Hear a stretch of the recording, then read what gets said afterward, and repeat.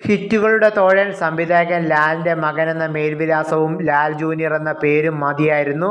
Gene Paul ലാലിൻ്റെ ആദ്യ സംവിധാന സംരംഭമായ ആസിഫ് അലി നായകനായ ഹണിബി 2 എന്ന ചിത്രത്തിൻ്റെ പ്രമോഷന് 2013 പുറത്തിറങ്ങിയ ചിത്രം ബോക്സ് ഓഫീസിൽ ബ്ലോക്ക് ബസ്റ്ററായി മാറി.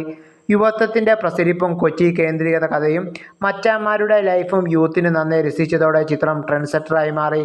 ലാലിൻ്റെ വില്ലൻ വേഷവും കയ്യടി നേടി. ലാൽ ജൂനിയറിൻ്റെ രണ്ടാമത്തെ ചിത്രം ലാലിനെയും ആസിഫ് അലിയെയും മുഖ്യ കഥാപാത്രങ്ങളായി എടുത്ത ഹായ് ഐ ആം ടോണി എന്ന ചിത്രമായിരുന്നു. 2014 റിലീസായ ചിത്രം പക്ഷേ ബോക്സ് ഓഫീസിൽ ദയനീയമായി പരാജയപ്പെട്ടു. സൈക്കോളജിക്കൽ ത്രില്ലറായ ചിത്രം പ്രേക്ഷകർ രസിച്ചില്ല. മൂന്നാം വരവിൽ ഹണിബിയുടെ രണ്ടാം ഭാഗമായ ഹണിബി 2വുമായാണ് സെയിം ടീമുമായി എത്തി ജീൻ.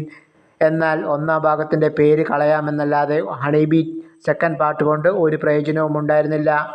ആദ്യ വിജയത്തിനു ശേഷമുള്ള 2 ചിത്രങ്ങളുടെയും പരാജയം ജീനിന് കരിയറിൽ തെല്ല് ഇടിവുണ്ടാക്കി.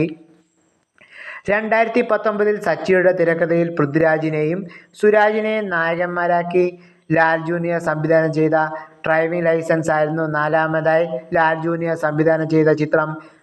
ബോക്സ് ഓഫീസിൽ വമ്പൻ ഹിറ്റായി മാറിയ ചിത്രം സൂപ്പർ സ്റ്റാർ ഹരീന്ദ്രൻ്റെയും മോട്ടോർ വെഹിക്കിൾ ഇൻസ്പെക്ടർ കുരുവിളയുടെയും കഥ ജനമനസ് കീഴടക്കി. 2021 അച്ഛൻ ലാലിൻ്റെ കഥയുമായി ടി സുനാമി എന്ന ചിത്രവുമായി എത്തി ജീൻ. ചിത്രം വമ്പൻ ഫ്ലോപ്പായി മാറി. 2024 അവസാനമായി ജീൻ സംവിധാനം ചെയ്ത ചിത്രമാണ് നടികർ ടൊവിനോ നായകനായ ചിത്രം. കോടികൾ നഷ്ടമുണ്ടാക്കി. നിർമ്മാതാവിന് മികച്ച തിരക്കഥ ഇല്ലായ്മകൾ ലാൽ ജൂനിയറിന് കരിയറിൽ വിനയാവുന്നുണ്ട്. സച്ചിയുടെ എഴുത്താണ് ഡ്രൈവിംഗ് ലൈസൻസിനെ രക്ഷപ്പെടുത്തിയതെന്ന് നിസ്സംശയം പറയാം.